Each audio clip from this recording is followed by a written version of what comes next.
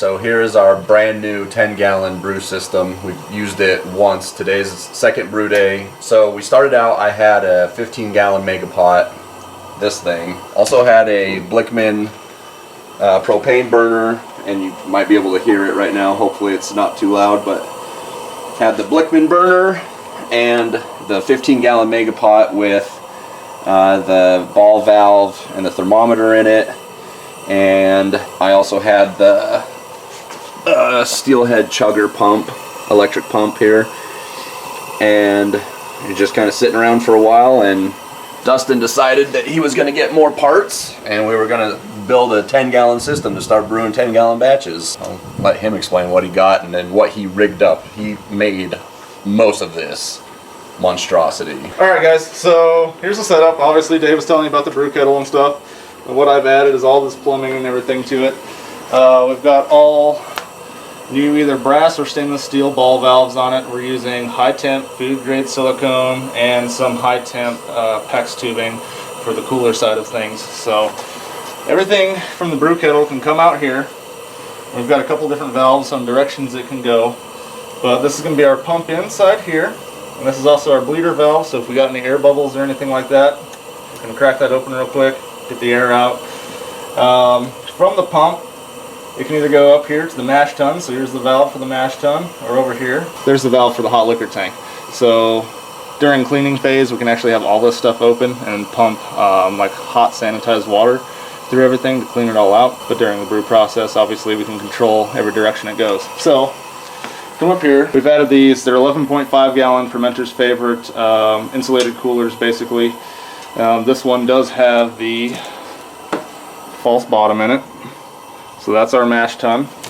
This is our sparge arm up here. It is adjustable. We can move it out of the tank for when we're putting the grain in, bring it in, and adjust up and down. So from there, we can open up this ball valve when the mash is ready, and it has two locations. We've got these two valves here. So our next step would be to recirculate, so we can open up this valve and then open up the mash tun valve here, turn the pump on, recirculate so we can actually clarify the beer. And then when we're ready, we can fill up the hot liquor tank over on this side with our target temperature water, open up this bottom valve and pump it to the top of the mash tun through our sparge arm. And while it's doing that, we can gravity feed right back in to the top of our boil kettle. We've obviously had to upgrade pretty much everything else. We've got this cooler here that we can fill with ice and water and use it to recirculate through. Our new immersion chiller is obviously a lot bigger than the old one. I think we're actually going to upgrade this even a little bit more to cool down eventually a little bit faster. But for now, this thing is working pretty good. And on top of that, we have a 12-volt pump. So we can recirculate into an ice bath here. Well, essentially, we pieced this 10-gallon all grain home brewery together, not from any plans or anything like that. We just had some parts, and we knew that we needed certain things to get this thing done, and then we kind of plumbed it all together. So if anybody else out there sees something that they would do differently or something they'd recommend, we're open ears, so leave it in the comments down below. I'm super excited about this. I think it went really well the first time we brewed on it. Today's probably going to go well, and I can't wait to start trying our bigger, better beers. But yeah, definitely open to any constructive criticism or comments or anything like that.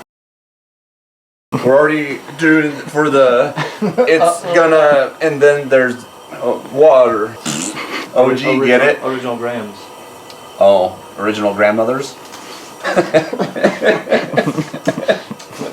Yeah, I know.